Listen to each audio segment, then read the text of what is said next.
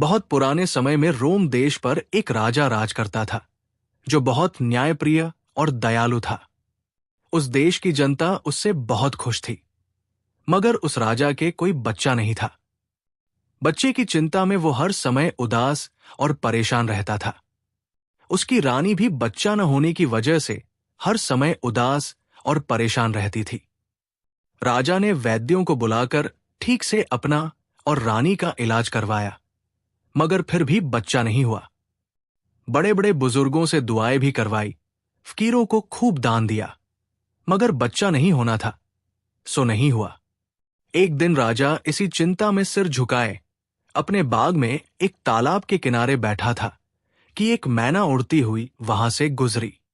उसने इतने सुंदर बाग में राजा को यूं उदास बैठे देखा तो वो तालाब के पास पेड़ पर आ बैठी। कुछ पल शांति से बैठी राजा को देखती रही। फिर उसने राजा से बात करके कहा, राजा जी, आप क्यों उदास हैं? राजा मैना की मीठी आवाज सुनकर चौंक गया। मैना की आवाज औरतों जैसी थी, इसलिए उसने इधर उधर देखा कि शायद कोई दासी आई हो। मगर जब उसने आसपास किसी औरत को नहीं देखा तो वो बहुत परेशान हुआ। मैना ने राजा को परेशान देखा तो हंसते हुए बोली, राजा जी, मैं पेड़ के ऊपर हूं। और राजा चौंक कर ऊपर देखने लगा। उसने ऊपर मैना को बैठे देखा, मगर उसने इंसान की आवाज में बातें करने वाली मैना आज तक नहीं देखी थी। इसलिए वो हैरान रह गया कि पेड़ से किसकी आवाज आ रही है। मैना ने एक बार फिर कहा, मैं बोल रही हूं, राजा जी, मनमोती मैना। और राजा एकदम हैरानी के मारे उठकर खड़ा हो गया। उसने कहानियों में जरूर पढ़ा था कि दो पक्षी इंसान की बोली बोल सकते हैं, एक तोता और दूसरी मैना, मगर उसने आज तक इंसान की आवाज में बोलती हुई मैना नहीं देखी थी। राजा ने हैरानी भरे तरीके से सवाल किया, तुम कौन हो और तुम कैसे इंसान की आवाज में बोल लेती हो? मनमोती मैना ने कहा, मैं मैना शहजादी हूं, राजा जी, और रानी मैना की अकेली बेटी हूं।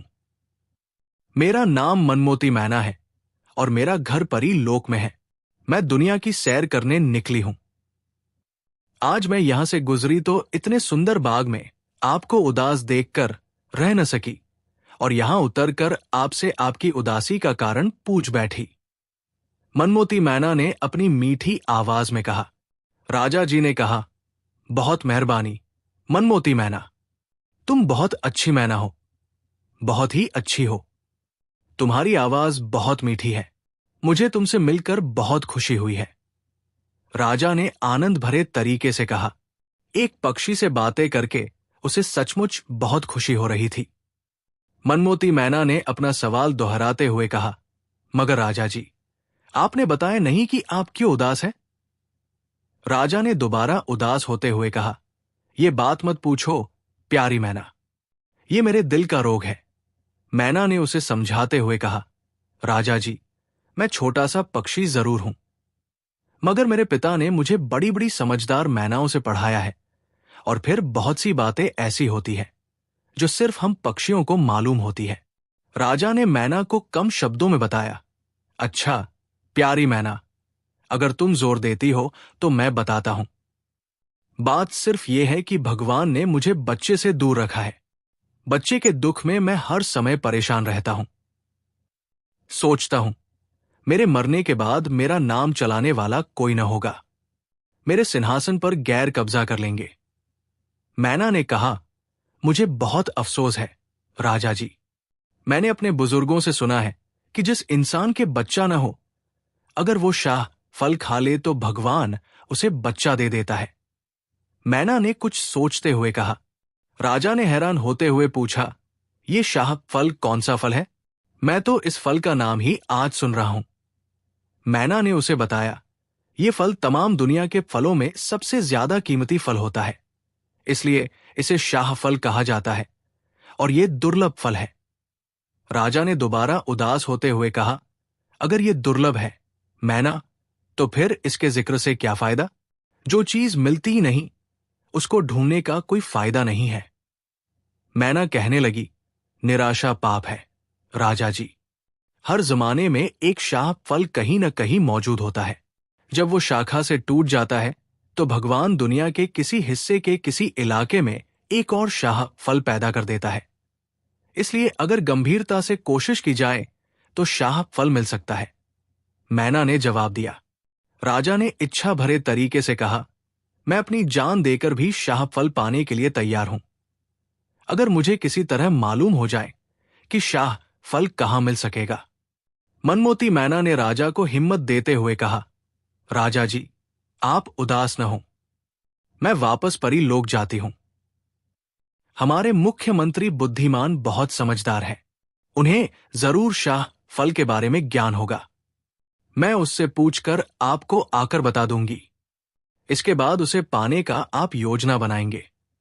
राजा ने कहा, अगर ऐसा हो जाए तो यकीन करो प्यारी मैना, मैं ये उपकार तमाम उम्र नहीं उतार सकूंगा। मैना ने कहा, यह कोई उपकार नहीं राजा जी, मैं काफी दिन से आपके देश की सैर कर रही हूं और मुझे हर जगह से यही मालूम हुआ है कि आप बहुत न्याय पसंद और दयालु हैं। इसलिए मुझे आपसे लगाव और हमदर्दी हो गई है। फिर आपका दुख दर्द दूर हो जाए तो मुझे बहुत खुशी होगी, क्योंकि मेरे माता पिता ने हमेशा मुझे यही समझाया है कि किसी मुसीबत में फंसे के काम आना ही सबसे बड़ी नेकी है। मैना ने जवाब दिया। राजा ने खुश होते हुए कहा, बहुत बहुत धन्यवाद मैना, तुम मेरे लिए भगवान की दया बनकर आए हो। मैना ने कहा, अच्छा राजा जी, अब मैं चलती हूं। मुझे परी लोक आने जाने में कम से कम 1 सप्ताह लग जाएगा, इसलिए आप मेरा 1 सप्ताह तक इंतजार करें। भगवान ने चाहा तो मैं कामयाब लौटूंगी, मैना ने कहा, और फिर वो राजा को सलाम करके तेजी से उड़ गई। जब से मनमोती मैना गई थी, राजा उसकी वापसी के लिए एक एक पल गिन रहा था। वो रोजाना बाग में आ जाता और शाम तक वही बैठा रहता। हालांकि मैना उसे 1 सप्ताह के बाद आने का कहकर गई थी, मगर राजा को कैसे चैन आता।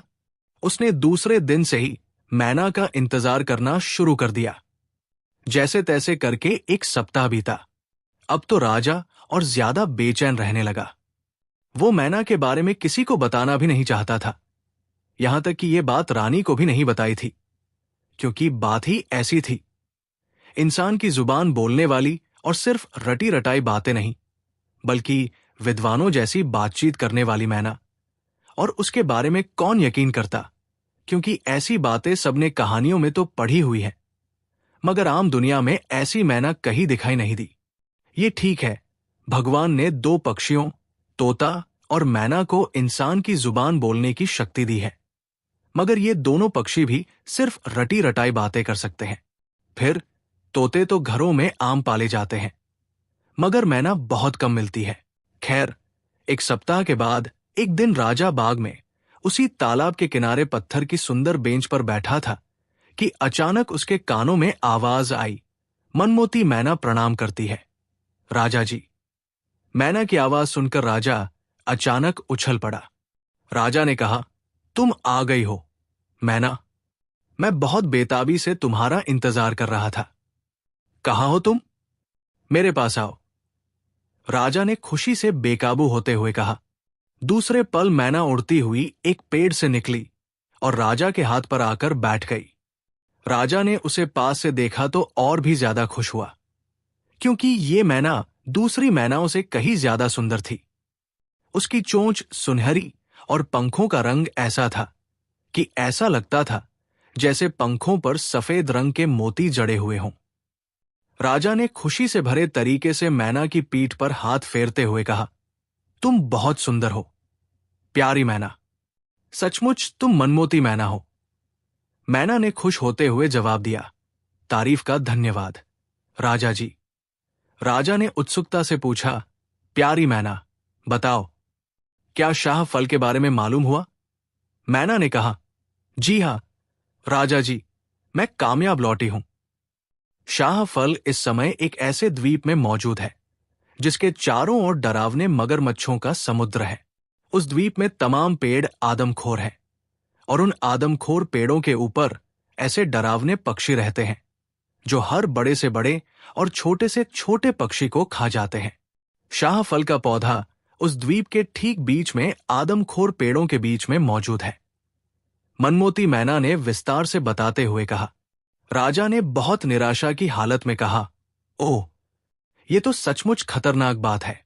हम उस शाह फल को पा नहीं सकते, बल्कि हम तो क्या, दुनिया का कोई इंसान उसे पा नहीं सकता। राजा बेचारा बहुत निराशा से सिर पकड़कर बैठ गया था। मैना ने कहा, राजा जी, आप तो बहुत जल्द निराश हो जाते हैं। मुझे देखिए, मैं एक छोटा सा पक्षी हूं, मगर मैं निराश नहीं हुई, जबकि आप मुझसे ज्यादा ताकतवर भी हैं और समझदार भी। निराशा से कोई समस्या हल नहीं हुआ करती। हर मुश्किल का कोई न कोई हल जरूर होता है। अगर आदमी शांत मन से सोचे और भगवान पर भरोसा करके और हिम्मत करके काम शुरू कर दे तो जरूर कोई न कोई रास्ता निकल आता है। मैना ने उसे हिम्मत देते हुए कहा, और सचमुच मैना की इस बात से राजा जी को हौसला हो गया, और वो दिल में शर्मिंदा भी बहुत हुआ कि एक छोटा सा पक्षी तो इतने हौसले की बात कर रहा है, और वो इंसान और मर्द होकर हौसला हार बैठा है। राजा ने कहा, प्यारी मैना, तुम सचमुच बहादुर और समझदार हो। तुमने मुझे हौसला दे दिया है। अब मैंने फैसला कर लिया है कि मैं हर कीमत पर शाह फल पाऊंगा, चाहे कुछ भी क्यों न हो जाए। मुझे बताओ कि वो द्वीप कहाँ है? मैना ने कहा, बहुत खूब राजा जी, मुझे आपके विचार सुनकर बहुत खुशी हुई है। आपने फैसला कर लिया है तो अब मेरा फैसला भी सुन लीजिए कि मैं आपका साथ दूंगी, हर कीमत पर, चाहे मेरी जान ही क्यों न चली जाए। और भगवान ने चाहा तो हम शाह फल पाने में कामयाब हो जाएंगे। मैना ने कहा, और राजा ने खुशी के मारे मैना को चूम लिया। तुम कितनी अच्छी हो मैना, आओ मैं तुम्हें रानी से मिलवाऊं, वो बहुत खुश होगी। राजा ने कहा। मैना बोली, जी हां, मैं महारानी से जरूर मिलूंगी। और फिर राजा उसे लेकर रानी के पास आ गया, जो पलंग पर उदास बैठी हुई थी। राजा ने कमरे में दाखिल होते हुए कहा, देखो प्यारी रानी, मैं किसे लेकर आया हूं। रानी राजा के सम्मान के लिए उठ खड़ी हुई, और जब उसने राजा के हाथ पर इतनी सुंदर मैना को बैठे देखा तो वो हैरानी के मारे उछल पड़ी और बोली, अरे, इतनी सुंदर मैना, ये आपको कहां से मिल गई? रानी ने उत्सुकता भरे तरीके से पूछा। अचानक मैना ने मीठी आवाज में कहा, मैं महारानी की सेवा में प्रणाम करती हूं। और रानी भी हैरानी के मारे बेहोश होते होते बची। मैना को यूं इंसान की आवाज में बातें करते देखकर वो पागल होने लगी थी। रानी की हैरानी देखकर राजा जोर से हंस दिया। राजा ने रानी को समझाते हुए कहा, प्यारी रानी, हैरान होने की जरूरत नहीं। ये प्यारी मैना, मैना राजा की अकेली बेटी मनमोती मैना है। बहुत समझदार, बहुत हौसले वाली, बहुत बहादुर। रानी की नजरें मैना पर टिकी हुई थी। मैना ने कहा, राजा जी तो बेवजह मेरी तारीफ कर रहे हैं। असल में तो तारीफ के काबिल आप हैं महारानी। आप जैसी सुंदर औरत मैंने जिंदगी में कभी नहीं देखी। मैना ने रानी की तारीफ करते हुए कहा, और रानी बुरी तरह शर्मा गई। उसके शर्माने पर मैना भी जोर से हंस पड़ी, और उसके मीठे ठाके से कमरा गूंज उठा। इसके साथ ही मनमोती मैना उड़कर महारानी के कंधे पर जा बैठी, और रानी बड़े प्यार से उसके पंखों पर हाथ फेरने लगी। रानी ने बड़े प्यार भरे तरीके से कहा, तुम इतनी सुंदर मैना हो कि जी चाहता है कि मैं भी तुम्हारी तरह हो जाऊं। मनमोती मैना वाकई रानी को बहुत पसंद आई थी। इतनी पसंद कि वो गम और दुख भूल गई थी। एक तो मैना इतनी सुंदर और प्यारी थी, दूसरी वो बातें बहुत प्यारी और आकर्षक किया करती थी। मैना ने हंसते हुए कहा, भगवान न करे महारानी कि आप मेरी तरह हों। आप इंसान हैं और मैं एक छोटा सा पक्षी। राजा ने रानी को बताया कि महारानी, भगवान ने हमारी दुआ सुन ली है। अब भगवान की दया से हम भी बच्चे वाले हो जाएंगे। रानी राजा की बात सुनकर चौंक पड़ी। अच्छा, वो कैसे? भगवान के लिए मुझे बताइए कि हमारी मन की इच्छा कब पूरी होगी? रानी ने उत्सुकता से भरे तरीके से पूछा, और राजा ने मनमोती मैना के साथ अपनी पहली और दूसरी मुलाकातों का हाल और शाह फल के बारे में तमाम जानकारी बता दी। रानी ने मजबूत तरीके से कहा, ओह, शाह फल का पाना असंभव है। मैं बच्चे की खातिर आपको मौत के मुंह में नहीं जाने दूंगी। राजा ने कहा, नहीं महारानी, हमने फैसला कर लिया है कि हम शाह फल जरूर पाएंगे। हम तुम्हें अपने फैसले से बताने के लिए आए हैं। कल हम और मनमोती मैना शाह फल की खोज के लिए जाएंगे। राजा ने रानी से बात करते हुए कहा। महारानी ने भी निर्णायक तरीके से कहा, माफी हो राजा जी, आप चाहे मुझे मार डालें, मगर मैं आपको मौत के मुंह में नहीं जाने दूंगी। मैं बच्चे के लिए पति की कुर्बानी नहीं दे सकती। ये मेरा फैसला है।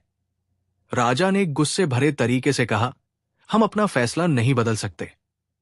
रानी ने मजबूत तरीके से कहा, तो फिर मुझे भी अपने साथ ले जाइए। ये मेरा भी आखिरी फैसला है। राजा ने पहले से ज्यादा गुस्से भरे तरीके से कहा, नहीं, ये असंभव है। शाह फल पाना बहुत जोखिम का काम है। वहां आप नहीं जा सकती। राजा की बात सुनकर रानी अचानक रोने लगी। रानी को रोते देखकर राजा अपना गुस्सा भूल गया और उसके चेहरे पर भी परेशानी के लक्षण दिखाई देने लगे। मनमोती मैना, जो अभी तक चुपचाप बैठी उन दोनों की बात सुन रही थी, अचानक बोली, राजा जी, आपने हमारी इतनी अच्छी रानी को रुला दिया है। हमें बहुत अफसोस हुआ है। इसलिए अब हमारा यह फैसला है कि जब तक रानी जी साथ नहीं जाएंगी, मैं भी नहीं जाऊंगी। आप अकेले बेशक चले जाएं। मनमोती मैना ने कहा। राजा ने इन दोनों के सामने हार मानते हुए कहा, अरे अरे, तुम दोनों ने हमारे खिलाफ साजिश कर ली है। रानी को साथ ले जाने में कोई दिक्कत नहीं है, मगर प्यारी मैना, तुम जानती हो कि हमें रास्ते में हर कदम पर कितनी कठिनाइयों का सामना करना पड़ेगा। मनमोती मैना ने रानी की सिफारिश करते हुए कहा, कोई बात नहीं राजा जी, भगवान सबको मुसीबतों से बचाने वाला है। हो सकता है महारानी की मौजूदगी कोई समस्या हल कर दे। राजा ने कहा, अगर ये बात है तो फिर हमें भला क्या विरोध हो सकता है। महारानी, आप तैयारी करें। हम कल सुबह शाह फल की खोज के लिए निकलेंगे। मनमोती मैना ने रानी से बात करते हुए कहा, इस संबंध में मेरी एक सलाह है कि महारानी पुरुषों के कपड़ों में हमारे साथ चलें, ताकि हम आसानी से सफर कर सकें। क्या विचार है महारानी? रानी ने कहा, बहुत अच्छी सलाह है मनमोती मैना। हम तुम्हारी समझदारी की तारीफ करते हैं। वाकई हमें पुरुषों के कपड़ों में जाना चाहिए। रानी मैना की सलाह पर बहुत खुश हुई। राजा ने भी मैना की इस सलाह का समर्थन किया। इसलिए उन दोनों ने सुबह जाने की तैयारी शुरू कर दी। राजा और रानी दोनों दूसरे दिन बड़ी शांति से भेष बदलकर नगर से बाहर निकले। सिर्फ मुख्यमंत्री को उनके बारे में ज्ञान था। मैना रानी के कंधे पर बैठी हुई थी। नगर से बाहर निकलकर वो तेजी से चक्रस्थान की ओर बढ़ते चले जा रहे थे। वो द्वीप जहां शाह फल था, इलाका चक्रस्थान में स्थित था, और चक्रस्थान दुनिया के सबसे उत्तरी कोने में था। वहां के लोग बड़े खूंखार, जंगली और जालिम थे। चक्रस्थान का विचार भी इंसान को डरा देता था, मगर ये दोनों बच्चे की खातिर वहां जाने के लिए भी तैयार हो गए थे। रानी उस समय पुरुषों के कपड़ों में बिल्कुल ही जवान मालूम हो रही थी। वो दोनों एक जैसे कपड़ों में थे ताकि डाकू उन्हें अमीर समझकर लूट न ले।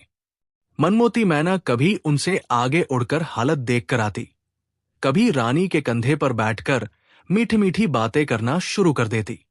चलते चलते एक दिन वो एक ऊंचे पहाड़ के नीचे पहुंचकर रुक गए। ये पहाड़ दोनों तरफ आंखों की सीमा तक फैला हुआ था। ऐसा मालूम होता था जैसे ये पहाड़ दुनिया के आखिरी कोनों तक ही फैलता चला गया हो। दूसरी तरफ पहाड़ की ऊंचाई बहुत थी और पहाड़ बिल्कुल सूखा और बंजर था। पूरे पहाड़ पर पेड़ तो एक तरफ रहे, घास का एक तिनका तक दिखाई नहीं दे रहा था। फिर सबसे मुश्किल बात यह थी कि पहाड़ बिल्कुल किसी दीवार की तरह सीधा था, इसलिए उस पर चढ़ना लगभग असंभव था। राजा ने पहाड़ को देखते हुए परेशान तरीके से कहा, ओह, यह पहाड़ तो पार करना असंभव है। रानी ने भी राजा की हाँ में हाँ मिला दी। हाँ, मालूम तो ऐसा ही होता है। मनमोती मैना ने आत्मविश्वास से भरे तरीके से कहा, दुनिया में कोई काम ऐसा नहीं जो असंभव हो। माफी हो राजा जी, असंभव का शब्द सिर्फ डरपोक इस्तेमाल करते हैं। राजा ने कहा, तुम ऐसा कह सकती हो मनमोती मैना, क्योंकि भगवान ने तुम्हें 2 पंख दिए हैं। तुम उन पंखों की मदद से उड़कर पहाड़ की दूसरी तरफ जा सकती हो, मगर हम ऐसा नहीं कर सकते, इसलिए मजबूर है। राजा जी को शायद मैना की मजाक भरी बातों पर गुस्सा आ गया था। मैना ने भी तुरंत जवाब देते हुए कहा, गुस्सा करने वाली बात नहीं राजा जी, अगर भगवान ने हमें पंख दिए हैं तो सिर्फ इसलिए कि उसने हमें इतनी समझ नहीं दी जितनी इंसानों को। आपके पंख आपकी समझ है, उसे इस्तेमाल कीजिए, हर मुश्किल आसान हो जाएगी। रानी जो जवाब देने के बजाय शांति से दोनों की बहस सुन रही थी, आखिर बोल पड़ी, अरे भाई, बहस करने की क्या जरूरत है? इस पहाड़ को पार करने की कोई सलाह सोची जाए। राजा ने बड़ी जल्दी हार मानते हुए कहा, भाई, मेरी समझ में तो कोई उपाय नहीं आता। ये पहाड़ तो बिल्कुल दीवार की तरह है, और दीवार भी ऐसी कि जो सीधे आसमान तक चली गई हो। अब इसे कैसे पार किया जाए? रानी ने कुछ सोचते हुए कहा, आखिर हम यहां तक आ गए हैं, और मैना के मुताबिक इस पहाड़ की दूसरी तरफ चक्रस्थान है, जहां द्वीप में शाह फल मौजूद है, तो अब हम वापस तो नहीं जा सकते। राजा जी ने कुछ देर सोचने के बाद कहा, भाई, ऐसा करें, यही पहाड़ के नीचे तंबू लगाकर आराम करें और खूब अच्छी तरह और शांति से सोचें। शायद इस तरह कोई युक्ति समझ में आ जाए। और रानी, जो काफी देर से घोड़े पर सवार होने की वजह से कुछ थक सी गई थी, तुरंत इस सलाह पर राजी हो गई। इसलिए राजा जी ने घोड़े की पीठ पर बंधा तंबू उतारा और फिर रानी की मदद से उसे लगाने में व्यस्त हो गया। उधर मनमोती मैना, जो राजा से बहस के बाद चुप थी, उन्हें तंबू लगाने में व्यस्त देखकर उड़ती हुई पहाड़ की तरफ चली गई और पहाड़ के साथ साथ उड़ती रही कि शायद कोई ऐसी जगह दिखाई आ जाए जहां से राजा और रानी पहाड़ को पार कर सकें। मगर पहाड़ तो वाकई किसी दीवार की तरह सीधा और साफ था। उसमें कहीं भी कोई मामूली सा छेद तक नहीं था। मगर मैना ने हिम्मत न हारी और लगातार उड़ती चली गई। लगभग 2 घंटे तक लगातार उड़ने के बाद मैना थक सी गई थी और आखिर आराम करने के लिए वो पहाड़ के नीचे उतरकर बैठ गई। जैसे ही वो बैठी, उसे नींद सी आ गई, क्योंकि वो लगातार उड़ने की वजह से बहुत थक गई थी।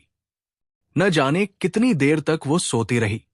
फिर अचानक उसकी आंख खुल गई और वो चौंक कर इधर उधर देखने लगी। मगर दूसरे ही पल वो हैरानी के मारे उछल पड़ी।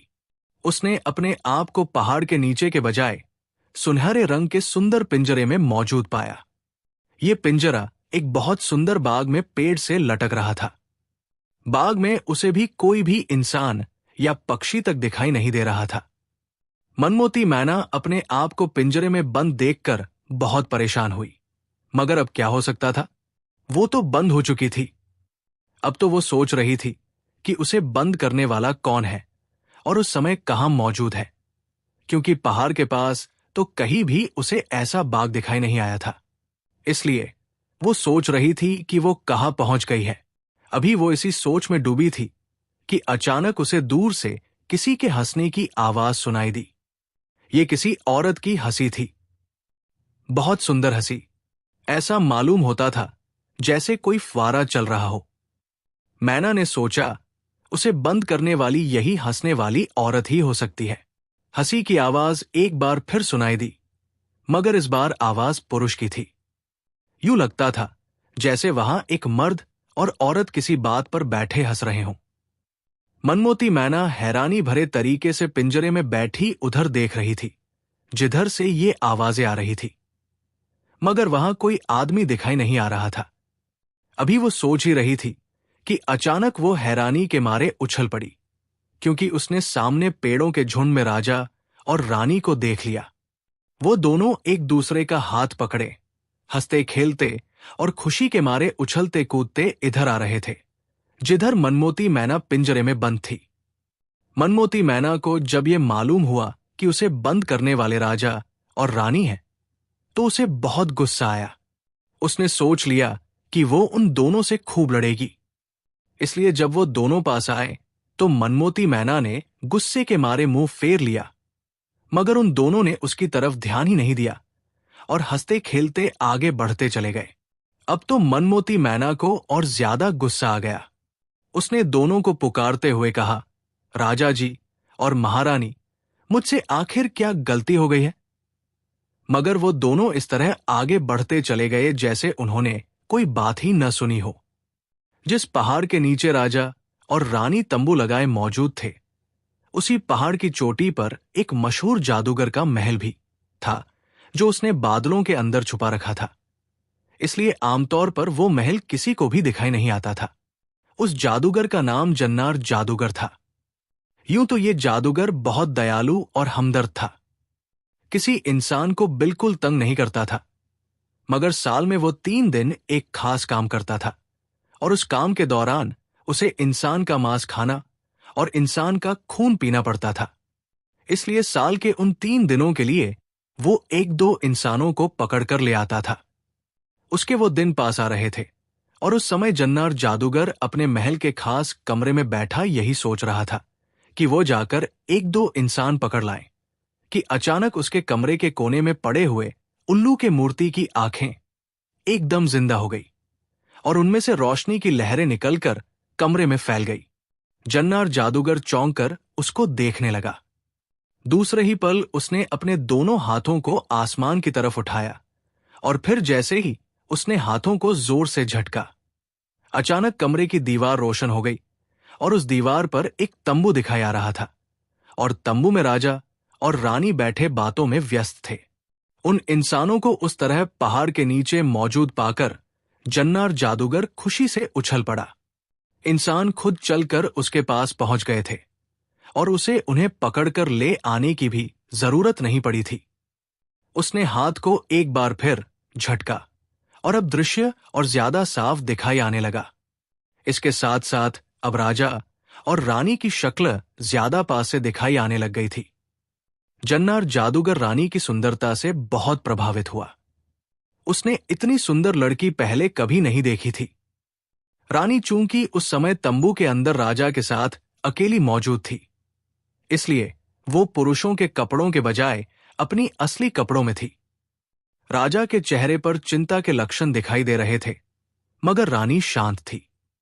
उन्हें मनमोती मैना के जाने का ज्ञान हो गया था, इसलिए रानी को यकीन हो गया था कि समझदार मनमोती मैना जरूर कोई न कोई रास्ता ढूंढकर वापस आएगी। जन्नार जादूगर ने जब रानी को देखा तो तेजी से उठ खड़ा हुआ। उसने अपना दाया हाथ तेजी से गोलाई में घुमाया। दूसरे पल कमरे की दीवार फटी और छोटा सा सुनहरे रंग का कछुआ टूटी हुई दीवार से निकलकर उसके सामने आ गया। कछुए ने इंसान की आवाज में पूछा, कछुआ हाजिर है मालिक, आदेश दीजिए। उसका तरीका बहुत सम्मान भरा था। जन्नार जादूगर ने कड़कदार तरीके से कहा, कछुए, पहाड़ के नीचे 2 इंसान मौजूद हैं। उनमें एक औरत है और एक मर्द है। उन दोनों को तुरंत महल में ले आने का इंतजाम करो।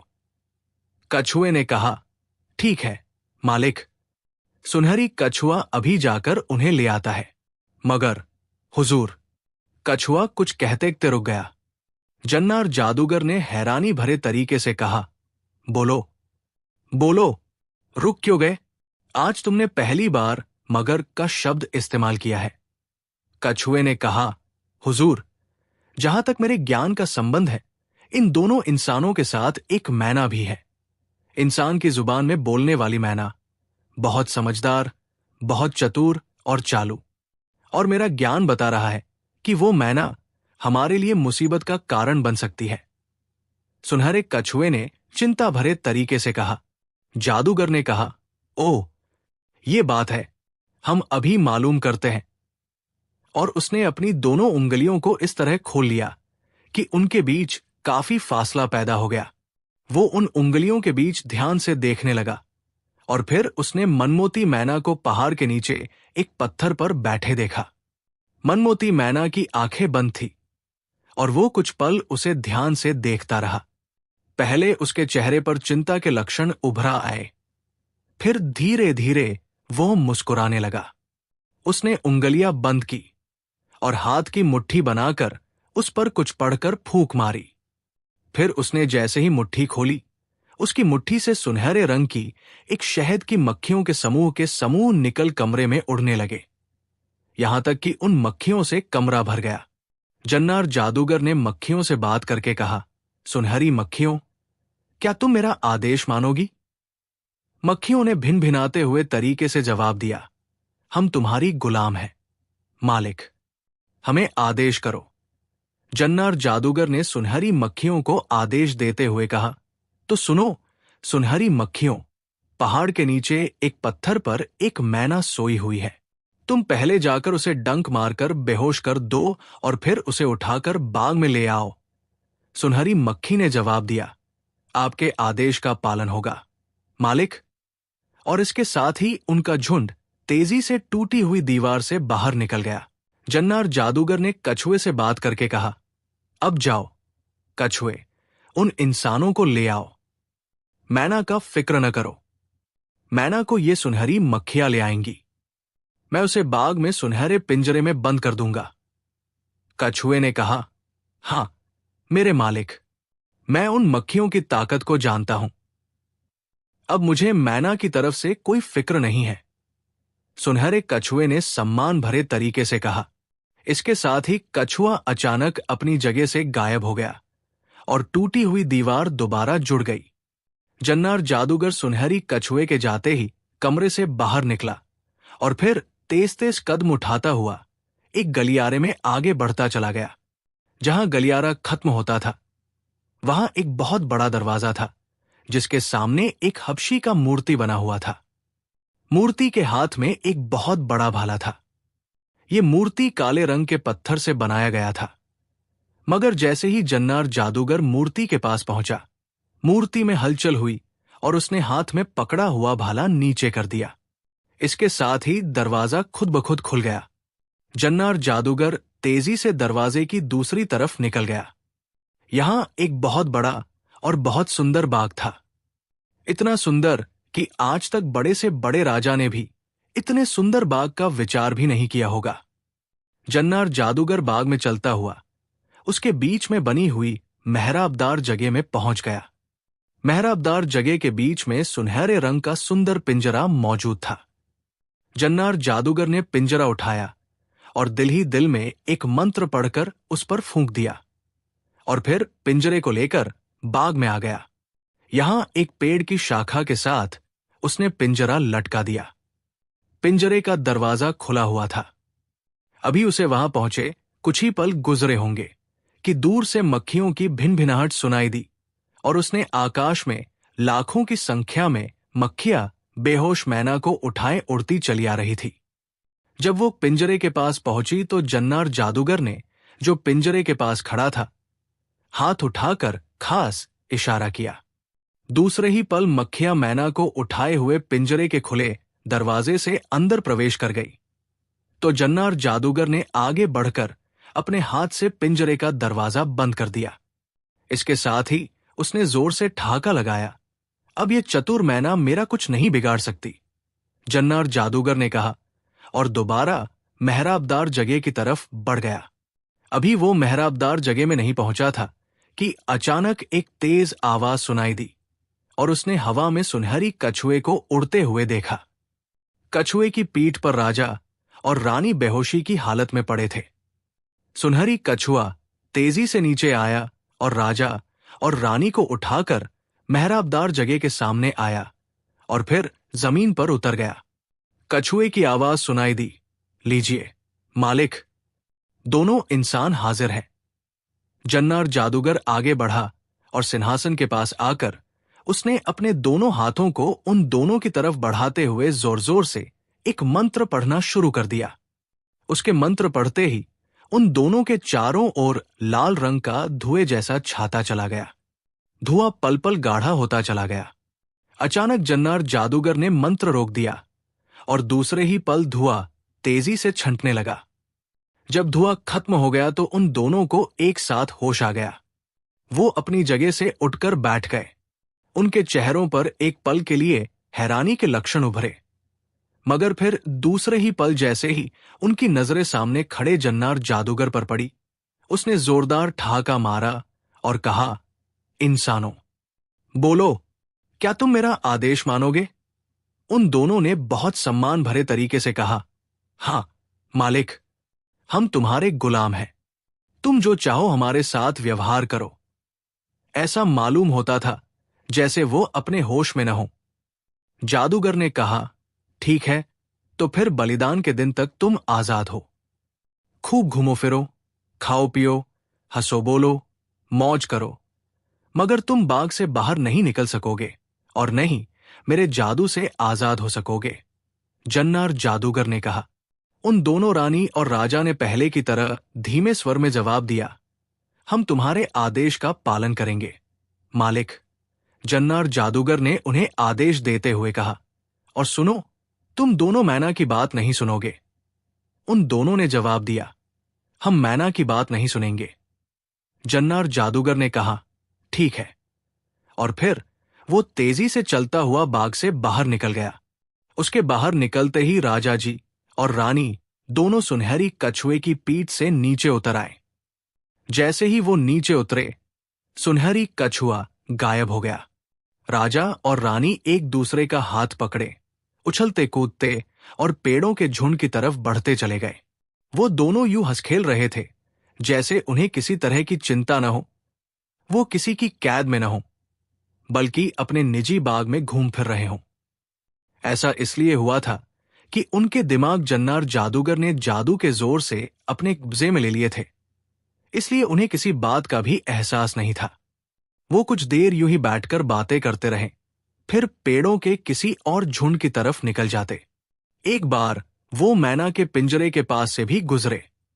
मनमोती मैना उस समय होश में आ चुकी थी, मगर उन दोनों ने उसकी तरफ ध्यान तक न दिया और हंसते खेलते आगे बढ़ते चले गए। मनमोती मैना ने राजा और रानी को पुकारा, मगर उन्होंने उसकी बात न सुनी और आगे बढ़ते चले गए। अब तो मनमोती मैना बहुत हैरान हुई, क्योंकि वो कम से कम राजा और रानी से ये उम्मीद तो नहीं कर सकती थी कि उसे कैद करके उसकी बात ही नहीं सुनेंगे। इसलिए मनमोती मैना अब इस बारे में सोचने लगी कि आखिर ये सब क्या चक्कर है। वो पहाड़ के नीचे से उस बाग में लटके हुए पिंजरे में कैसे आ गई? बाग किसका है और राजा और रानी को क्या हो गया है? अभी वो बैठी सोच ही रही थी कि अचानक राजा और रानी दोनों एक बार फिर उसके पिंजरे के पास से गुजरे।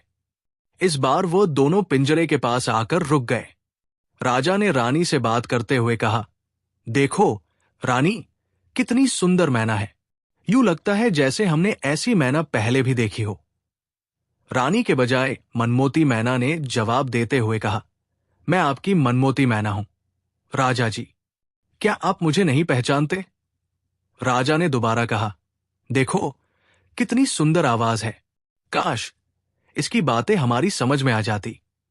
रानी ने बड़े प्यार भरे स्वर में कहा, हाँ राजा जी, ये मैना बहुत सुंदर है, ये मुझे बहुत प्यारी लगती है। काश इसका मालिक इसे मुझे दे दे तो मैं इसके बदले में जो वो मांगे देने को तैयार हूं। मनमोती मैना बहुत समझदार थी, इसलिए वो तुरंत ही समझ गई कि वो खुद, राजा और रानी किसी रहस्यमय चक्कर में फंस चुके हैं और राजा और रानी दोनों अपने होश में नहीं हैं। वो दोनों उसकी जुबान तक नहीं समझ रहे। वैसे मनमोती मैना रानी की मोहब्बत से बहुत प्रभावित हुई थी। राजा और रानी दोनों एक आह भरकर आगे बढ़ गए और मनमोती मैना सोचती रह गई कि आखिर ये सब चक्कर किसका चलाया हुआ है। अभी कुछ देर ही गुजरी थी कि अचानक मनमोती मैना ने देखा कि एक बहुत बदसूरत सा आदमी बाग के अंदर दाखिल हुआ। वो तेज तेज कदम उठाता सीधा उसके पिंजरे की तरफ आया और पास आकर ध्यान से मनमोती मैना को देखने लगा।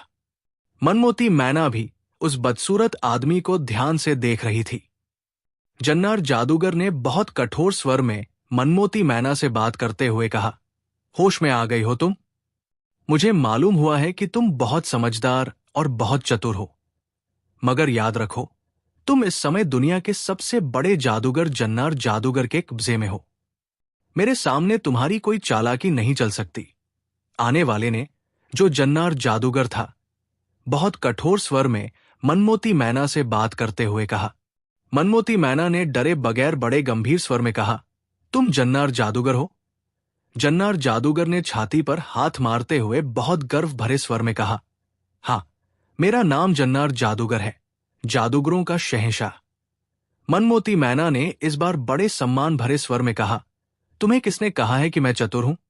मैं तो एक सीधी सादी मैना हूं, एक छोटा सा तुच्छ पक्षी।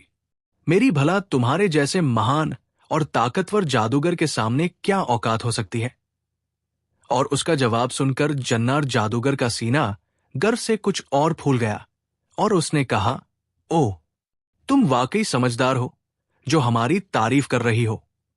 जो हमारी तारीफ करे, हम उसे पसंद करते हैं। अगर तुम ये वादा करो कि हमें कोई नुकसान पहुंचाने के बारे में नहीं सोचोगी, तो हम तुम्हें पिंजरे से आजाद करके अपने साथ रखने के लिए तैयार हैं। जन्नार जादूगर ने खुश होकर कहा। मनमोती मैना ने कहा, जादूगरों के शहंशाह, तुम कैसी बातें कर रहे हो? मुझ जैसा तुच्छ सा पक्षी तुम जैसे महान और ताकतवर जादूगर का भला क्या बिगाड़ सकता है? मैं अगर तुम्हारे नुकसान के बारे में सोचूं भी तो ये मेरी गलती होगी। मैं सोचकर भी तुम्हारा क्या बिगाड़ सकती हूं? फिर मुझे तुम्हारा ये बाग बहुत पसंद आया है। इतना सुंदर बाग मैंने पूरी दुनिया में कहीं नहीं देखा। फिर तुम्हारी मेहरबानी और दयालुता। मनमोती मैना ने बड़े सम्मान भरे स्वर में जन्नार जादूगर को समझाते हुए कहा। जन्नार जादूगर ने कहा, ओह, वाकई मैं भी बेवजह सुनहरी कछुए की बातों में आ गया था। भला एक तुच्छ मैना मेरा क्या बिगाड़ सकती है? अगर मेरी दोस्ती का दम भरेगी तो मजे करेगी, वरना एक पल में गर्दन मरोड़ कर रख दूंगा, जन्नार जादूगर ने कहा। और इसके साथ ही उसने पिंजरे का दरवाजा खोलकर मैना को बाहर निकाल दिया और उसे अपने कंधे पर बिठाते हुए कहा, देखो मैना, मैंने तुम्हें कैसे आजाद कर दिया है। मगर याद रखना कि अगर तुमने इस बाग से निकलने की कोशिश की तो जलकर राख हो जाओगी।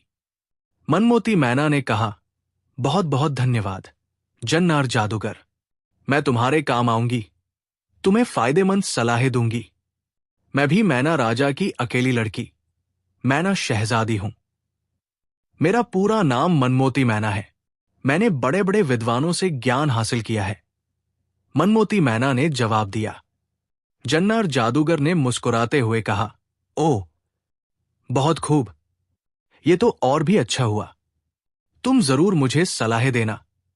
अच्छा, तुम ये तो बताओ कि ये दो इंसान क्यों पहाड़ के पास आए हैं? मनमोती मैना समझ गई कि जन्नार जादूगर उसका परीक्षा लेना चाहता है, इसलिए उसने साफ साफ बता दिया कि राजा और रानी बेऔलाद है, इसलिए वो शाह फल लेने के लिए निकले हैं ताकि उनकी संतान हो सके। मैं इनके साथ हूं। हम यहां पहाड़ के सामने आकर रुक गए क्योंकि पहाड़ को पार करने की कोई तरकीब दिखाई नहीं आती थी।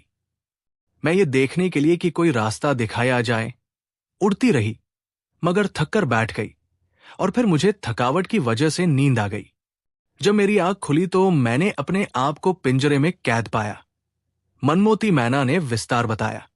जादूगर ने कहा, ठीक है, देखो मनमोती मैना, मुझे तुम्हारी सच्चाई पसंद आई है। आज से 3 दिन बाद मैंने 2 इंसानों की बलिदान देनी है ताकि मेरी ताकत कायम रहे। मैंने राजा और रानी को इसलिए उठाया था कि मैं उनकी बलिदान दे सकूं, मगर तुम्हारी रानी मुझे पसंद आ गई है, इसलिए मैं उसे भेंट नहीं चढ़ाऊंगा, बल्कि उससे शादी करूंगा। राजा को जरूर मैं भेंट चढ़ा दूंगा। उसके अलावा मुझे आज एक और इंसान का भी इंतजाम करना पड़ेगा, इसलिए किसी दूसरे इंसान का इंतजाम करने के लिए आज मुझे दुनिया में जाना पड़ेगा, जन्नार जादूगर ने जवाब दिया। मनमोती मैना ने कहा, दुनिया में जाने की क्या जरूरत है? तुम ताकतवर जादूगर हो, यहीं से मंत्र पढ़कर किसी इंसान को पकड़ लो। जादूगर ने कहा, नहीं मनमोती मैना, मैं ताकतवर जरूर हूं, मगर इस रीति के लिए मुझे खुद जाना पड़ेगा, क्योंकि भेंट देते वक्त इस बात का ख्याल रखना पड़ता है कि जिस इंसान की भेंट दी जाए वो दोष रहित हो, और एक बार भेंट के लिए चुनने के बाद फिर उसे बदला नहीं जा सकता। और दोष वाले इंसान को भेंट देने का मतलब ये होगा कि 1 साल के लिए मेरा तमाम जादू खत्म हो जाएगा। जन्नार जादूगर ने मैना को विस्तार बताते हुए कहा। मैना ने कहा, ये बात है, मगर तुमने मुझे अभी बताया है कि तुम रानी से शादी करोगे। तुम्हारा ख्याल है कि रानी तुमसे शादी पर राजी हो जाएगी? मैना ने कहा। जादूगर ने कहा, ओहो, मुझे क्या जरूरत है कि मैं उसको राजी करता फिरूं? मैं ताकतवर जादूगर हूं। मैं उसका दिमाग काबू कर लूंगा और फिर जो मैं कहूंगा वो वही करेगी, जिस तरह अब मैंने उन दोनों का दिमाग काबू में कर रखा है।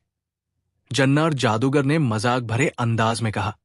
फिर कुछ सोचकर कहने लगा, मगर यह भी सोचता हूं कि जब उसे मालूम होगा कि उसका पति मैंने मार डाला है तो फिर वह मुझसे नफरत करने लगेगी, और फिर मेरा जादू उसका शरीर और दिमाग तो काबू में कर सकता है, मगर उसकी नफरत को मोहब्बत में नहीं बदल सकता। जन्नार जादूगर ने धीमे स्वर में कहा। ऐसा महसूस होता था जैसे मनमोती मैना के सामने वो हार मान रहा हो। मैना ने कहा, अरे मालिक, ऐसी कोई बात नहीं। अगर आप इजाजत दें तो मैं रानी की नफरत को मोहब्बत में बदल देने की कोशिश करूं। मैं आपको यकीन दिलाती हूं कि मैं उसे आपसे मोहब्बत करने पर मजबूर कर दूंगी। मनमोती मैना ने तुरंत अपनी सेवाएं पेश कर दी। जादूगर ने मजाक भरे स्वर में कहा, तुम क्या कर सकती हो? मनमोती मैना बोली, ये आप मुझ पर छोड़ दें। आप देखेंगे कि मैं रानी को आपकी जूतियां चाटने पर मजबूर कर दूंगी। मनमोती मैना ने निर्णायक स्वर में कहा। जन्नार जादूगर ने कहा, अच्छा ठीक है, हम देखते हैं कि तुम क्या कर सकती हो। मैं तुम्हें 1 महीने की समय सीमा देता हूं। 1 माह के अंदर अगर तुम कामयाब हो गए तो ठीक, वरना ठीक 1 माह बाद मैं रानी से जबरदस्ती शादी कर लूंगा और शादी वाले दिन तुम्हारे कबाब बनाकर खाऊंगा।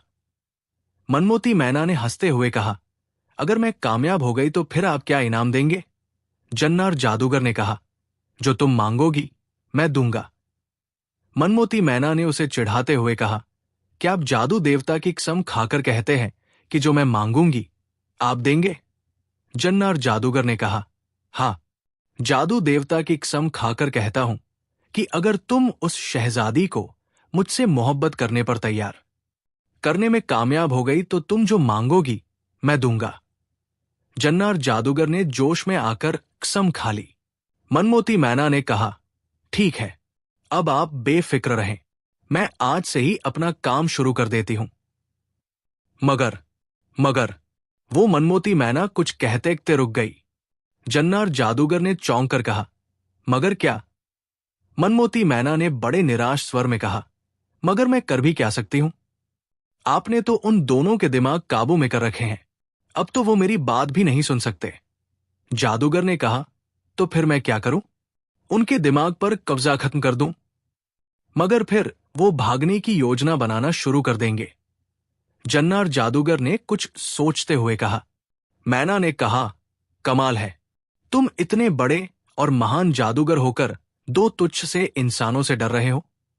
तुम ऐसा करो कि बाग के बाहर जादू का घेरा कायम कर दो और उनको आजाद छोड़ दो।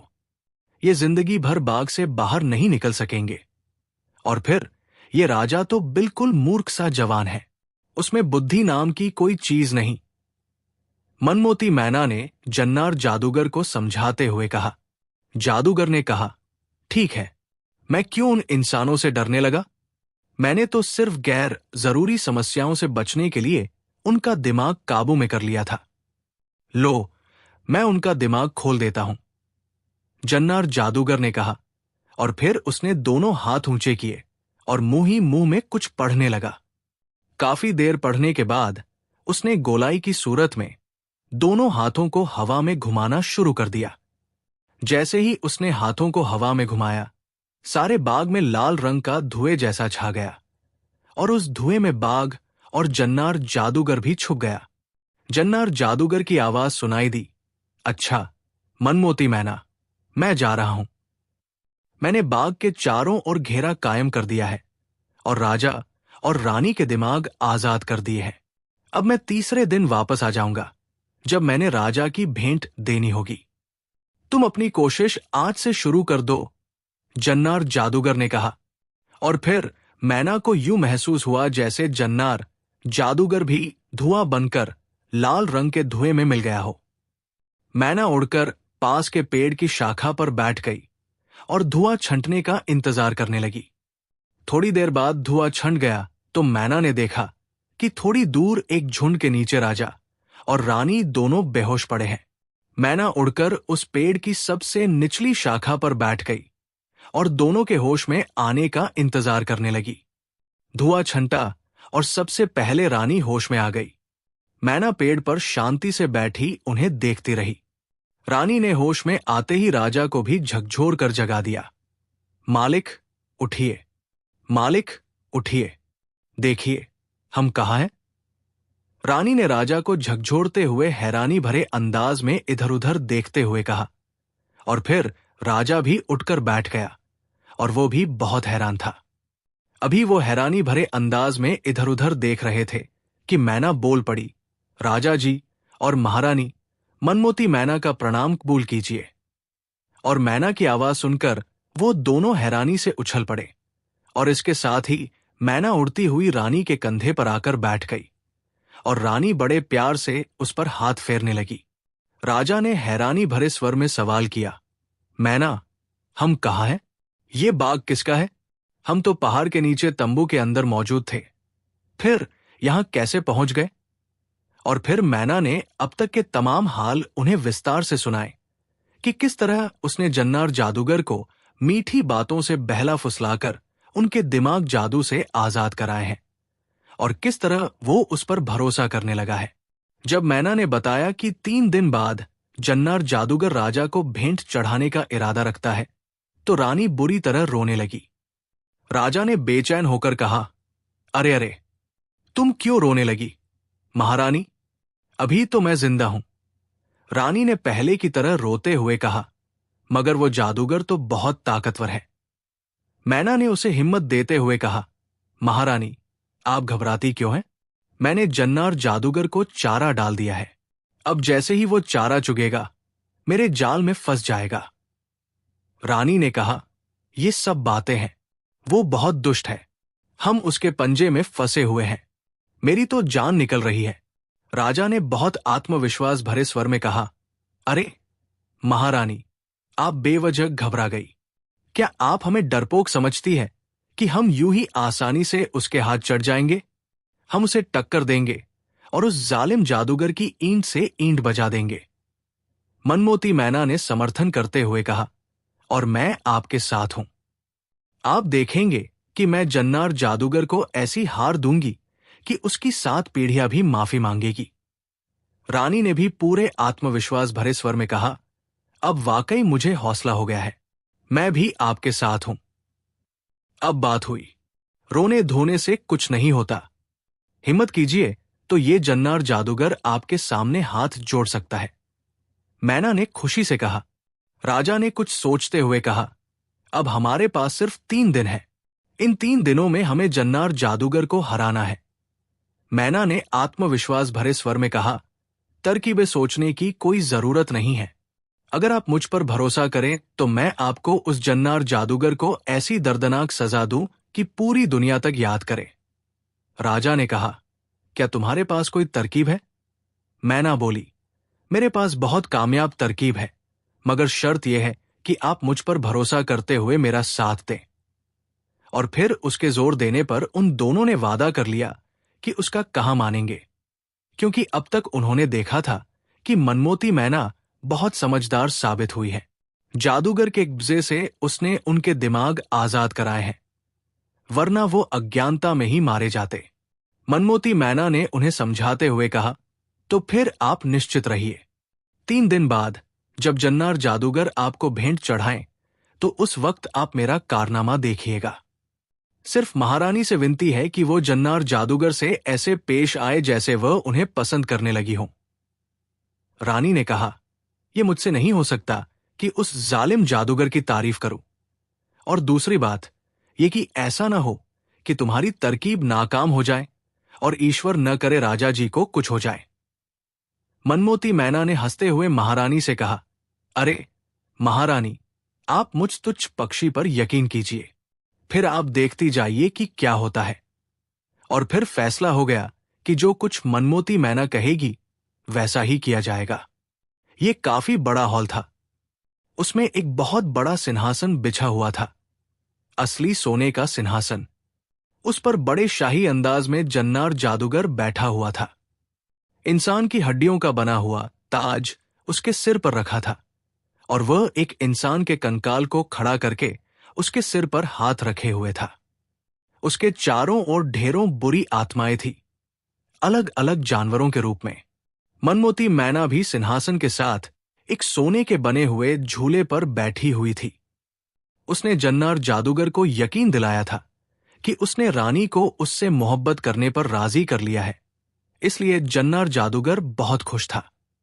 सिंहासन के सामने एक जवान का सिर कटा हुआ रखा था और उसकी लाश फर्श पर पड़ी हुई थी। एक जल्लाद हाथ में डरावनी कुल्हाड़ी लिए खड़ा था।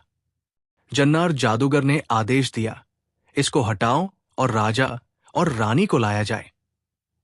फिर पलक झपकते में उस जवान का सिर और धड़ हटा दिया गया। कुछ बुरी आत्माएं राजा और रानी को वहां ले आईं। जन्नार जादूगर ने बड़े गर्व भरे स्वर में कहा, इस राजा को भेंट चढ़ा दो। और जल्लाद ने राजा को गर्दन से पकड़कर उसका सिर लकड़ी पर झुका दिया। रानी ये नजारा देखकर डर और हैरानी से मूर्ति बनी खड़ी थी, जबकि मनमोती मैना की आंखें खुशी से चमक रही थी। वो तेजी से उड़ी और रानी के कंधे पर आकर बैठ गई। मैना ने उसके कान में फुसफुसाते हुए कहा, महारानी, हिम्मत कीजिए, राजा जी को कुछ नहीं होगा। उसी पल जन्नार जादूगर ने कठोर स्वर में कहा, क्यों महारानी, क्या आप हमसे मोहब्बत करती हैं और हमसे शादी के लिए तैयार हैं? रानी का जी चाहा कि जवाब में जन्नार जादूगर को जी भरकर गालियां दे, मगर मनमोती मैना ने उससे कह दिया था कि अगर उस वक्त उसने मना किया तो राजा की जान बचनी मुश्किल हो जाएगी। इसलिए उसने अपने आप को संभाला और हाँ कर ली। और उसके हाँ कहते ही जन्नार जादूगर खुशी से उछल पड़ा। खूब, बहुत खूब। देखो रानी, तुम हां भरकर फंस गई हो। अब तुम चाहो भी तो मना नहीं कर सकती। और इसके साथ ही उसने जल्लाद को इशारा किया और जल्लाद ने अपनी डरावनी कुल्हाड़ी हवा में ऊंची की।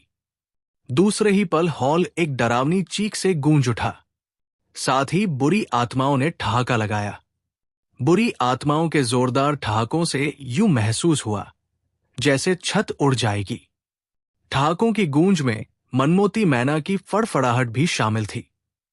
मनमोती मैना के पंखों की फड़फड़ाहट में गूंजने वाली डरावनी चीख जल्लाद की थी। जो ही जल्लाद ने कुल्हाड़ी ऊंची की, मैना तेजी से उड़ी और अपनी तेज चोंच जल्लाद की आंख में चुभो दी। डरावनी चीख ऊंची हुई और कुल्हाड़ी छूटकर नीचे गिर पड़ी। रानी ने जल्दी से आगे बढ़कर वो कुल्हाड़ी जल्लाद की गर्दन शरीर से अलग कर दी। ये सारा प्लान मैना रानी को पहले बता चुकी थी। ये सब कुछ इतनी तेजी से हुआ था कि सब चुपचाप होकर रह गए। जन्नार जादूगर को होश आया। वो गुस्से से कांप रहा था। उसने कहा, बदतमीज मैना, तुमने अपनी मौत को और भी दर्दनाक बना लिया है। अब तुम दोनों को मेरे गुस्से से कोई नहीं बचा सकता। जन्नार जादूगर ने गुस्से से कांपते हुए कहा। मैना ने जल्दी से कहा, जनाब, आप पहले मेरी पूरी बात सुन लें। बेशक इसके बाद जो सजा भी मुझे देंगे वो कबूल होगी। जन्नार जादूगर ने कहा, जल्दी बोलो, क्या कहना चाहती हो? मेरे पास समय नहीं है। इसके बाद दर्दनाक तकलीफ के लिए तैयार हो जाओ। मैना ने कहा, पहले आप राजा की टांग से कपड़ा हटाकर तो देखें। जन्नार जादूगर ने पूछा, क्या है वहां? फिर जल्दी से राजा की टांग से कपड़ा हटाया गया तो वहां काफी बड़ा जख्म था। जादूगर ने पूछा, ये क्या है? मैना ने कहा, जनाब, राजा इस जख्म की वजह से दोष वाला हो चुका है। अगर इसकी भेंट हो जाती तो 1 साल के लिए आपका जादू चला जाता और आप किसी काम के नहीं रहते। मेरी अचानक इस पर नजर पड़ गई थी। जिसकी वजह से मुझे जल्लाद को अंधा करना पड़ा। मैना ने जादूगर को पूरी विस्तार बताते हुए कहा।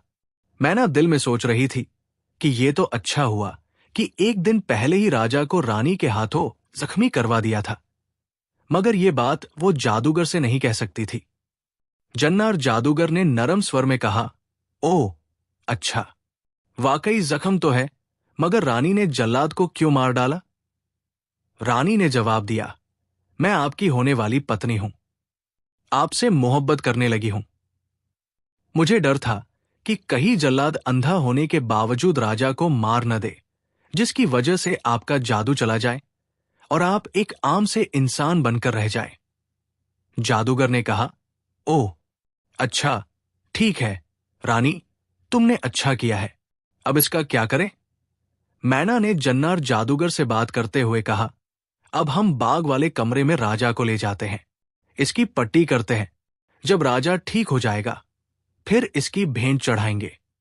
अब किसी और की बलिदान भी नहीं कर सकते, क्योंकि राजा इस बलिदान के लिए नामांकित हो चुका है। जन्नार जादूगर ने कहा, ठीक है, अब तुम और रानी इस राजा को बाग वाले कमरे में ले जाओ। इतना कहकर जन्नार जादूगर ने हवा में हाथ हिलाकर झटका दिया तो तमाम बुरी आत्माएं वगैरह गायब हो गई। इसके बाद वो खुद भी गायब हो गया। रानी और मैना राजा को उठाए कमरे में आ गई। रानी बहुत परेशान थी। जो कुछ हुआ था इतनी तेजी से हुआ था कि उसके होश अभी तक काम नहीं कर रहे थे। मैना ने कहा, हौसला रखिए महारानी, मैं अभी आई। मैना ये कहकर बाहर निकल गई। थोड़ी देर बाद वापस आई तो उसकी चोंच में किसी जड़ी बूटी के पत्ते थे। ये सूरज बूटी के पत्ते हैं, इन्हें रगड़कर इनका लेप बनाकर राजा की टांग पर बांध दो। मैना ने रानी से कहा। रानी ने जल्दी से पत्ते लेकर उनको पत्थर से कूटकर लेप बनाकर राजा की टांग पर बांध दिया। मैना ने रानी से कहा, शाम तक ये जख्म ठीक हो जाएगा। रानी ने परेशानी से मैना से पूछा, अब क्या होगा? राजा जी कब तक होश में आ जाएंगे? मैना ने कहा, राजा जी को कुछ नहीं होगा, बस कुछ ही देर में राजा जी को होश आ जाएगा। मैना ने रानी को तसल्ली देते हुए कहा, अब मैं जो कहती हूं तुम वैसे ही करती जाना, हौसला नहीं हारना, अब हम सबकी जिंदगी तुम्हारे हाथ में है। मैना ने रानी को समझाते हुए कहा और रानी ठंडी सांस लेकर रह गई। अब ये बातें हो ही रही थी कि अचानक एक धमाका सा हुआ और धुएं का बादल पैदा हुआ, जिसमें से लाल रंग का एक बौना जाहिर हुआ। बौने के मुंह से निकला, रानी की सेवा में लाल बौना प्रणाम करता है। रानी ने पूछा, क्या बात है? वो हैरानी से बौने की तरफ देख रही थी। बौने ने कहा, आपको जन्नार जादूगर याद कर रहा है और इसी वक्त आपको अपने कमरे में बुलाया है। रानी ने बौने को जवाब दिया, ठीक है, तुम जाओ, हम आते हैं। ये सुनकर बौना गायब हो गया। रानी ने मैना की तरफ देखा। मैना उड़कर रानी के कंधे पर आ बैठी और उसके कान में फुसफुसाने लगी। जन्नार जादूगर एक सजे हुए कमरे में बड़ी सी मसंद पर तकिया लगाए बैठा था। उसके हाथ में शराब का एक गिलास था, जिसको वो धीरे धीरे पी रहा था। अचानक उसने चौंक कर एक हाथ हवा में लहराकर झटका दिया तो सामने दीवार रोशन हो गई और एक नजारा दिखाई आने लगा, जिसमें रानी राजा की टांग पर दवाई का लेप लगा रही थी। कुछ देर देखने के बाद हाथ को झटका देकर उसने लहराया तो वो नजारा गायब हो गया। फिर एक मंत्र पढ़कर जमीन की तरफ झटका दिया तो एक धमाका सा हुआ और धुएं का एक बादल प्रकट हुआ। उसमें से लाल रंग का एक बौना निकला और बोला, क्या आदेश है मालिक? जन्नार जादूगर ने कहा, लाल बौने, रानी के पास जाओ और मेरा संदेश दो कि हम उसे याद कर रहे हैं, तुरंत हमारे पास आओ। जन्नार जादूगर ने बौने से बात करते हुए कहा, जो आदेश मेरे मालिक। इतना कहकर लाल बौना वहां से गायब हो गया। दासी रानी जन्नार जादूगर की सेवा में नमस्कार पेश करती है। अचानक दरवाजे से रानी की मीठी आवाज सुनाई दी। जादूगर चौंक कर दरवाजे की तरफ देखने लगा। यहां से रानी सम्मान भरे अंदाज में सलाम करते हुए अंदर दाखिल हो रही थी। उसने कहा, आओ आओ महारानी, हम आपको ही याद कर रहे थे, हमारे पास आकर बैठो। जन्नार जादूगर ने खुश होते हुए रानी से कहा, और रानी जादूगर के पास ही मसंद पर बैठ गई। उसने कहा, रानी, हम बहुत खुश हैं कि दुनिया की सबसे सुंदर औरत मेरी पत्नी बनेगी। मैंने फैसला किया है कि राजा के ठीक होते ही उसकी भेंट देकर आपसे शादी कर लेंगे। रानी ने कहा, ठीक है हुजूर, जैसा आप कहेंगे वैसा ही होगा। मेरी खुशनसीबी होगी कि आप जैसा बड़ा जादूगर मेरा पति होगा। रानी ने कहा, और जादूगर का सीना गर्व से और चौड़ा हो गया। रानी ने जन्नार जादूगर के हाथ से गिलास ले लिया और दोबारा भरकर उसके हाथ में दे दिया, जिसे जन्नार जादूगर ने एक ही घूंट में खाली कर दिया। रानी ने गिलास दोबारा भर दिया। ये सब करने को रानी का दिल तो नहीं चाह रहा था, मगर वो ये करने पर मजबूर थी, और मनमोती मैना ने भी उसे ऐसा ही करने को कहा था। रानी ने कहा, मुझे आपसे शादी करने में कोई एतराज नहीं, लेकिन रानी ने बात अधूरी छोड़ दी। लेकिन क्या? जन्नार जादूगर चौंक कर सीधा होकर बैठ गया। तुम मुझसे वादा कर चुकी हो और तुम उससे मुकर नहीं सकती, वरना मर जाओगी। जन्नार जादूगर ने गुस्से से रानी से कहा। रानी ने कहा, नहीं नहीं, मैं इनकार नहीं कर रही हूं। मैं आपसे वादा कर चुकी हूं और आप ही से शादी करूंगी, लेकिन एक समस्या है। वो ये कि मेरी संतान नहीं होगी और न ही राजा मुझे संतान दे सका। इसीलिए मैं अब उससे नफरत करती हूं और आपसे शादी करना चाहती हूं। आपको नहीं पता कि मुझे बच्चों की कितनी इच्छा है। रानी ने कहा। जन्नार जादूगर बोला, ये सब तो ठीक है, अगर मुझसे भी संतान न हुई तो? जन्नार जादूगर ने रानी से पूछा।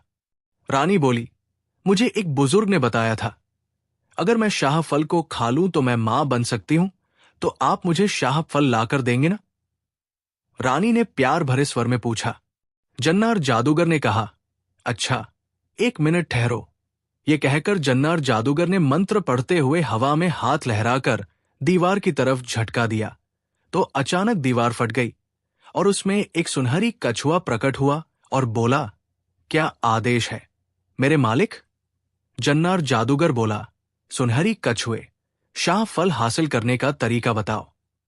सुनहरी कछुए के मुंह से आवाज निकली, मालिक, शाह फल आदमखोर मगरमच्छों का समुद्र पार करने के बाद आदमखोर जंगल में मौजूद है, जिसमें खूंखार पक्षी भी रहते हैं जो हर जानवर को पल में मार डालते हैं।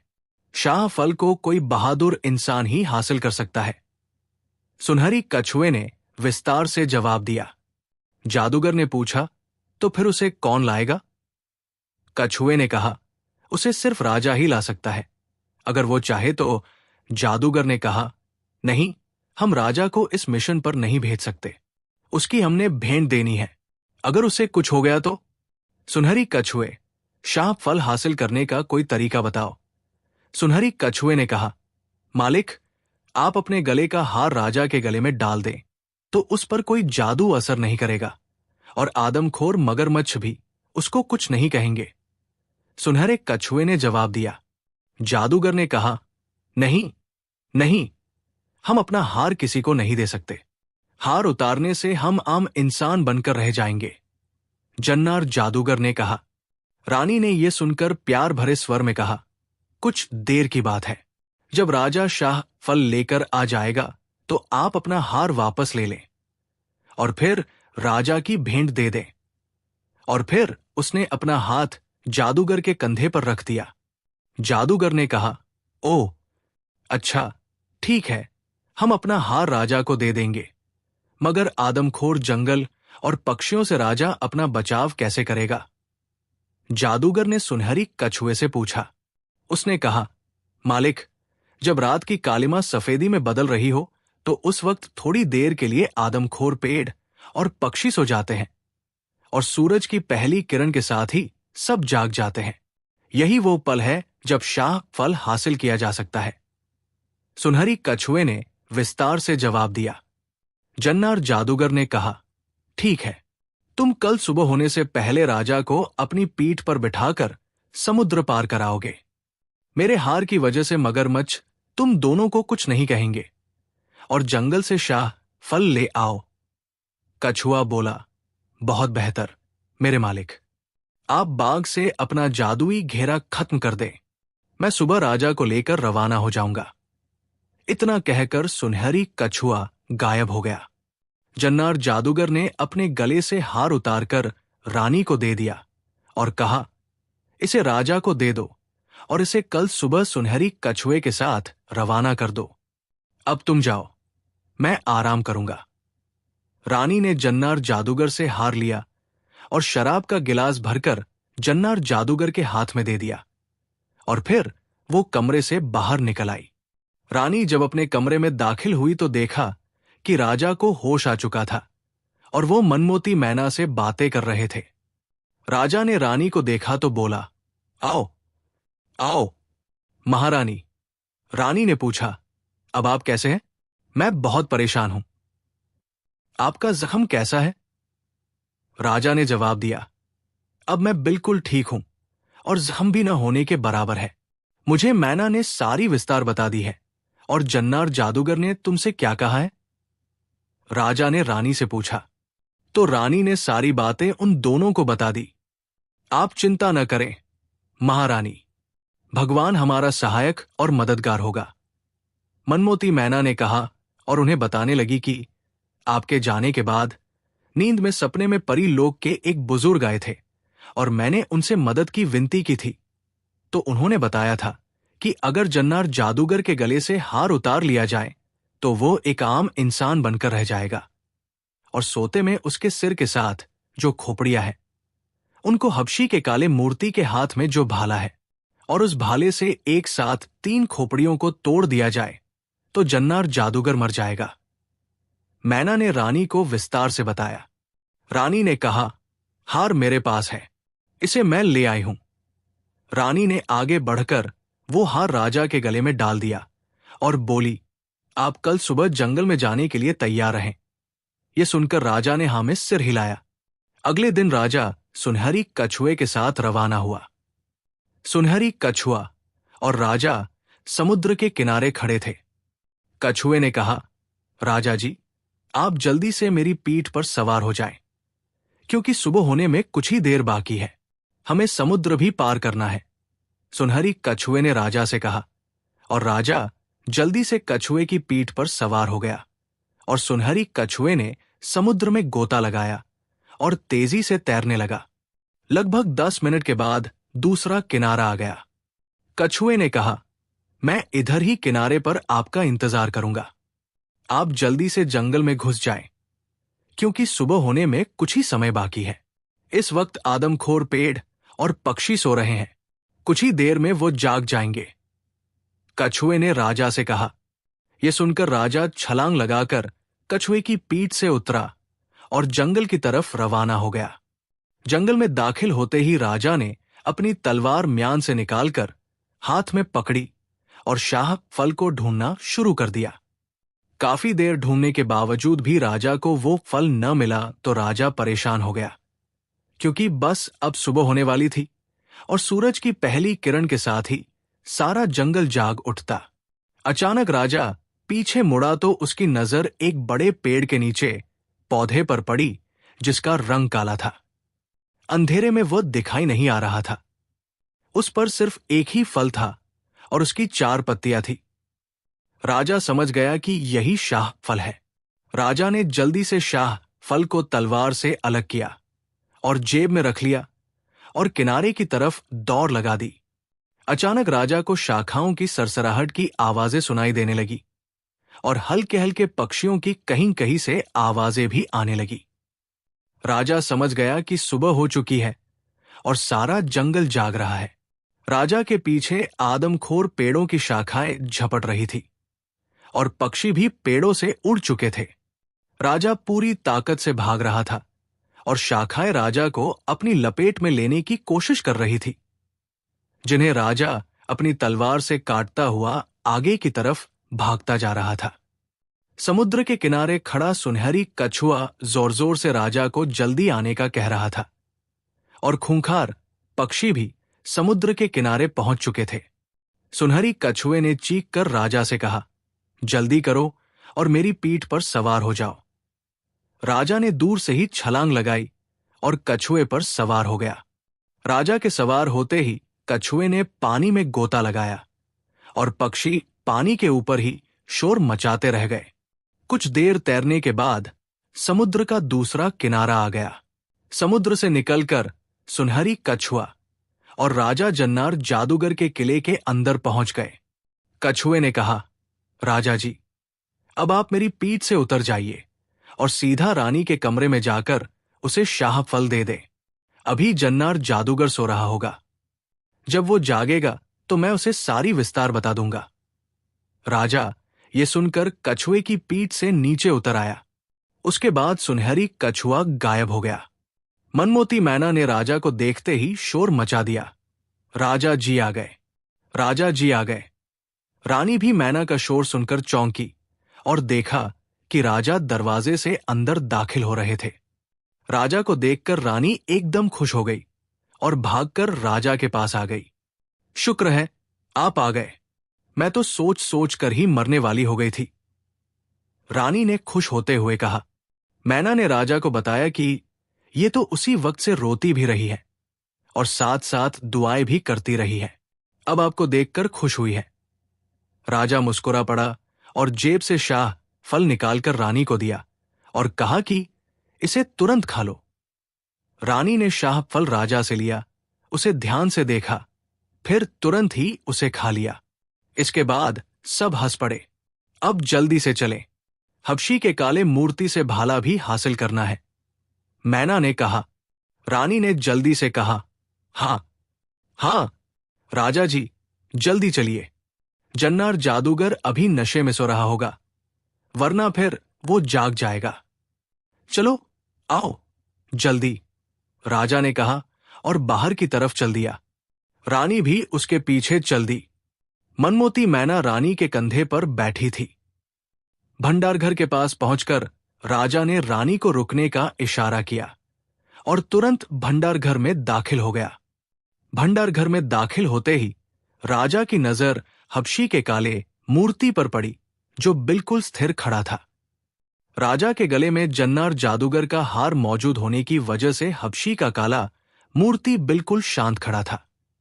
राजा दबे पांव आगे बढ़ा और बिल्कुल खामोशी से उसके हाथ से भाला ले लिया, फिर इसी तरह खामोशी से वापस हो लिया। बाहर आकर राजा ने रानी से पूछा कि जन्नार जादूगर का कमरा कहाँ है।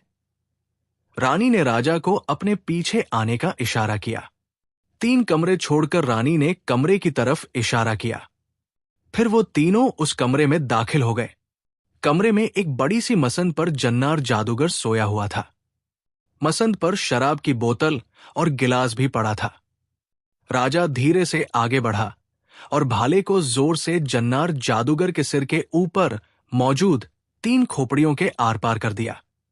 भाला लगते ही खोपड़ियां टुकड़े टुकड़े हो गई। खोपड़ियों के टूटते ही अचानक अंधेरा छा गया, बिजली कड़कने लगी और तेज आंधी चलने लग गई। जब अंधेरा छंटा तो देखा कि वो तीनों एक पहाड़ी के पास खड़े थे। अचानक आसमान से एक रोती हुई आवाज आई। मेरा नाम जन्नार जादूगर था, मुझे सोते में राजा ने मार डाला। इसके बाद आवाज आना बंद हो गई। राजा ने मुंह में हाथ डालकर सीटी मारी तो दूर घास चरते हुए उनके घोड़े हिनहिनाने लगे और दौड़ते हुए उनके पास आ गए और राजा के शरीर से अपना मुंह रगड़ने लगे। तुम्हारा बहुत बहुत धन्यवाद मनमोती मैना, सफलता का श्रेय तो तुम्हारे सिर जाता है, जिसकी वजह से हम कामयाब हुए, राजा ने मनमोती मैना से बात करते हुए कहा।